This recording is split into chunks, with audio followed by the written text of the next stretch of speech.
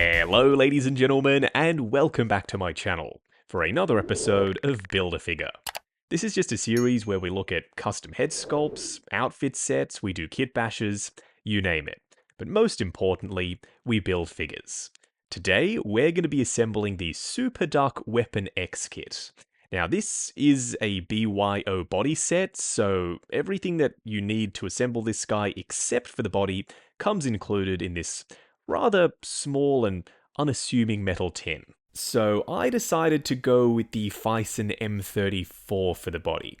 Initially I picked up an M30 because it's shorter than this and I wanted to go a little bit more comic book accurate, but the issue is it's not bulky enough. The outfit set was specifically tailored for this body, so the harnesses and straps and buckles, they were too loose on the M30.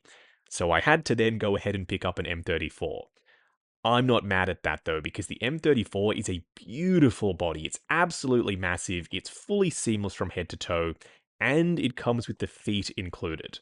For Weapon X, we are going to need these, so when you unbox the Fison body, make sure you leave them on. Not that I think this is entirely necessary, but if, like me, you just happen to have one lying around, you can grab yourself an old So-So Toys Wolverine base, and I reckon this is gonna look sick for Weapon X, with the scratches, the claw marks in blood around the front, the Wolverine claws in the middle, and this soft, subtle speckling of dirt and grime on the surface. This is also completely unnecessary. The only reason it's here is because I like this head sculpt. This is the old Sideshow brown suit Logan head sculpt, and I'm curious to see what it looks like on the Weapon X body. The kit already comes with 2 head sculpts, so like I said, unless you have this, I don't think it's necessary to go hunting for one. With all of the housekeeping out of the way, it's time to look at the kit itself. I picked this up ages ago when I was in Hong Kong last with Ryan. We were just looking at random figure shops, I saw this, it caught my eye, and I thought, you know what? I've always wanted a Weapon X in 1/6 scale, so I may as well pick this up and assemble it. The first little pieces that we have in a Ziploc bag, his splayed out finger hands with some real metal claws, and these things are very sharp. They look like they could do some serious damage. Next up, we have the unhelmeted Logan head sculpt with this very exaggerated screaming expression. And this one is different to the Sideshow sculpt because his mouth is fully wide open. It looks a little bit smaller in size too. We will do some comparisons a little bit later. These little bits and pieces, I am curious to see how they lay on the body. They're all of the boxes and you've got the wires and bits and pieces that do attach somehow to the harness, and they would be, I guess, monitoring devices to keep an eye on his heart rate or something. If you know what they do in the comics, please just weigh in down in the comments below. Next up, we've got his helmeted head sculpt, and I think this is the one I'm going to be using most of the time. I like that you can see his eyes through that main lens. The helmet is sitting a little bit high for me. I will see if I can adjust it. So one of the reasons why you have to go Fison is because these little diode things do have to actually be spiked into the body. There are some real metal pins, so you're supposed to press these into the silicon and friction should, fingers crossed, hold them in place. We're almost ready to assemble Weapon X. In this baggie we have his main belt and harness, as well as a pair of black trunks. I am starting to worry about how difficult all of this stuff is going to be to install. And finally, 2 more hands, this time closed fists, with, once again, real metal claws. I can't stress this enough, they are extremely sharp, so you are going to want to be very, very careful when you are trying to install these onto the body. Maybe heat the hands up first, and that way you're not putting any pressure on the blades as you're trying to connect the hands up to the wrist pegs. So now that we have an empty tin, I think the only thing left to do is start assembling Weapon X.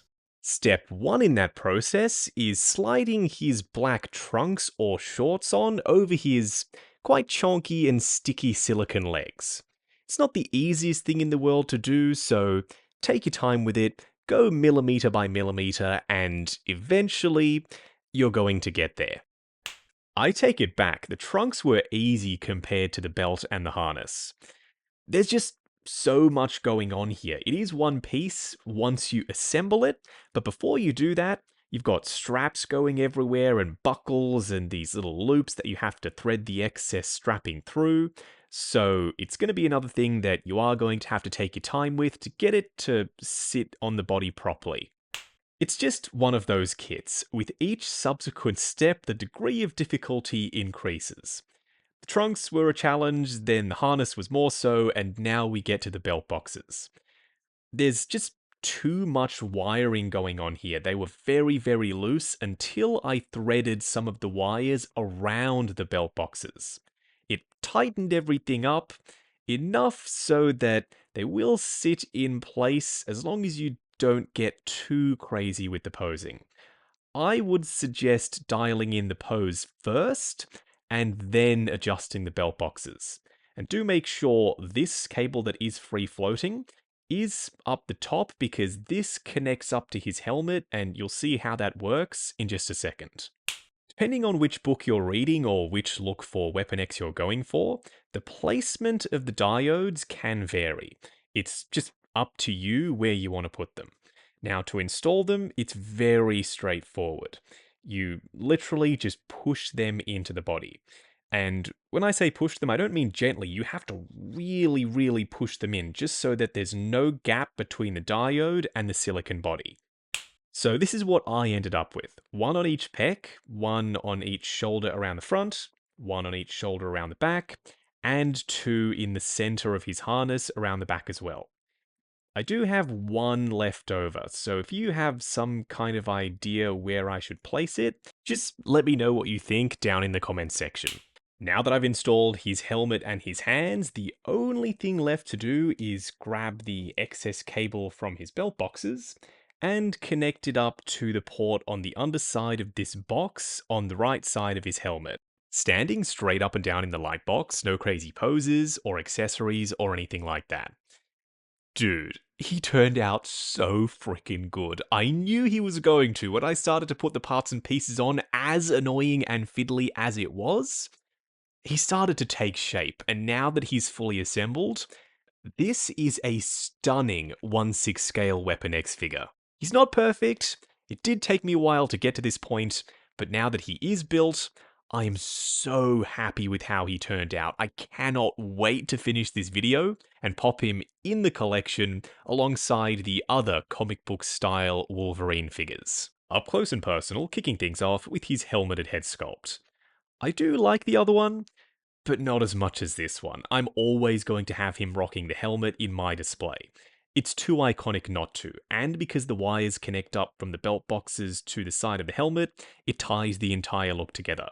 It's just more visually interesting. We've got wires coming off it, little antennas, a translucent visor, and you can see his eyes through there, plus the teeth are well painted, there's a 5 o'clock shadow, and the skin tone perfectly matches between the head sculpt and the rest of the body. This sculpt is decent, it's well painted. Something about it looks a bit strange to me. I think it's the eyes. Are they a bit wide set? I think that's what's throwing it off for me personally. The teeth are still well defined, you can even see the nice sharp canines. He has the mutton chops, the hair has got a bunch of texture in it, there's plenty of skin texture, and he still retains the 5 o'clock shadow. It's just not my favourite head sculpt of the two. Ooh, now you see, that's not bad. This is the Sideshow brown suit comic book Wolverine head sculpt, and because it's slightly larger in size, I think it works really well on this body. The skin tone does match well enough that I think you can get away with it. This sort of maniacal looking smirk like he's about to absolutely wreck shop is perfect for Weapon X. So, even though the helmet is going to be my go-to, every now and then, I might pop this head sculpt on.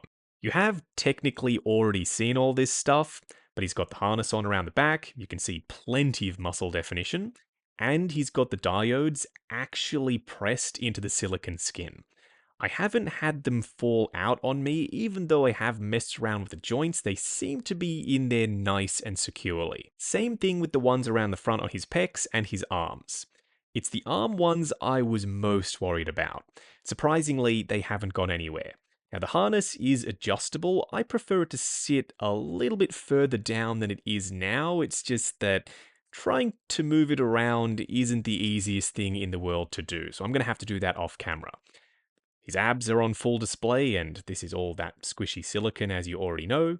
And the belt boxes are sitting, for now, where they're supposed to on the belt.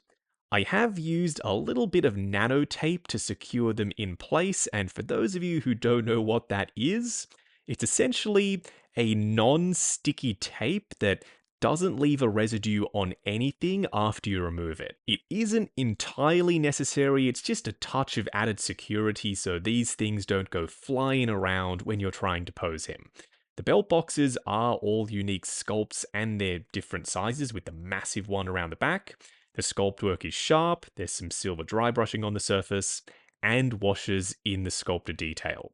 The trunks are just straight black stretchy spandex. I know we already discussed the claws earlier, but they are absolute weapons. They're chrome, they're real metal, and they are very, very sharp. The hands have some skin texture and some vein work on them, which is at odds with the body, which is mostly smooth, save for a couple of veins here and there. At least the skin tone matches like the head sculpts, so from a distance, I don't think it's going to throw anything off. The legs are just the Fison legs. There's muscle definition, there's some vein work, and we have the separate bare feet on. Even though these come with the body, there's a skin tone difference, and I don't know why. If Super Duck can get the skin tone as close as they did, surely Fison can. They're literally providing these feet in the box. They aren't the focal point, luckily, still something to be aware of. For a quick side-by-side comparison, on the left, the Super Duck Weapon X kit on the M34 Fison body, and on the right, Sideshow's Tiger Stripe Wolverine, wearing the head sculpt that comes with the brown suit Wolverine, also by Sideshow. As you can see, Tiger Stripe Wolvie is ever so slightly shorter than Weapon X. I'm okay with that because I'm going to have Weapon X kind of crunch down in like a berserker rage style pose, so the height difference is never going to be noticeable. This, on the other hand, is a little bit more jarring. This is my custom brown suit Wolverine. He's using the Tiger Stripe Sideshow head sculpt and the brown suit also by Sideshow. He's on an M30 body, which is actually the body I'd originally purchased to use with the Super Duck kit. So when I have Weapon X in the dynamic crunched forward pose, I don't think it's going to be an issue next to the even shorter brown suit Wolverine either. Hey, at least Scott is still taller than Logan. This is the Sideshow Jim Lee style comic book Cyclops. I will be doing a body swap on him eventually because the body he comes on out of the box is just far too skinny for Cyclops. And lastly, the Hot Toys X-Men Origins Wolverine Logan. This is a very underrated figure. I'm surprised that not more people have him because while it is a civilian look for him, it's an iconic design with the 3-stripe brown jacket. And because it is an all-fabric outfit, you can go crazy with the posing. The only custom thing I've done on him is I switched out the head sculpt for the 11 sculpt because I really wanted him to have a cigar in his mouth. As you can see, he's pretty much the same height as the Super Duck kit. Wrapping up on the Super Duck Weapon X kit. This is a really good looking kit once it's all assembled, but getting to that point isn't easy. Do I recommend it? If you are experienced with customizing figures, absolutely. If this is potentially going to be your first custom project, then no. It's going to have you pulling your hair out, it's going to be frustrating. Start with something a little bit easier, then come back to this one. But do come back to it because it is outstanding. I'm over the moon with how this turned out. It's everything I had in my mind's eye for a 1/6 scale Weapon X figure. Yes, it has its flaws, like the Fison body might crack if you go crazy with posing for a long period of time, and the helmet might need to be adjusted out of the box because the lens does sit quite high over the eyes. and it's difficult to install, I don't care about any of that because once it's done, this could potentially be a centerpiece to your comic book X-Men display. It's an iconic look for Logan, and I am surprised that it took us this long for a third-party company to give us a set like this. Super Duck, well done. Please make more X-Men sets because there is a distinct lack of X-Men goodness in 1/6 scale, and there are so many iconic looks that we are still yet to receive. Now, I got mine in person in Hong Kong.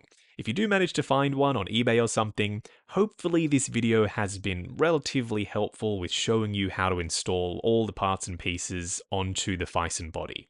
Now, if you are heading down to the description, why not hit that subscribe, bell notification icon, and join button if you like the sound of seeing your name in the end credits of my reviews. Like, comment, and subscribe. We'll catch you in the next video.